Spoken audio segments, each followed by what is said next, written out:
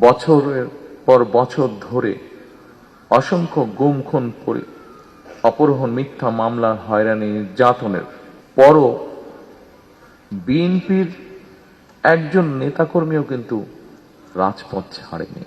প্রিয় স্বজনহারা পরিবারের সদস্যবৃন্দ, ১.৫ শতকেরও বেশি সময় ধরে ফ্যাসিবাদ বিরোধী আন্দোলনের তীব্রতা কখনো কখনো হয়তো কিছুটা স্তিমিত হয়েছে, কিংবা আন্দোলন কখনো তুঙ্গে উঠেছে, এবং এই আন্দোলন করতে গিয়ে বছরের পর বছর ধরে অসংখ্য গুম খুন অপহরণ, মিথ্যা মামলা, হয়রানি, নির্যাতনের পরও বিএনপির একজন নেতাকর্মীও কিন্তু রাজপথ ছাড়েনি।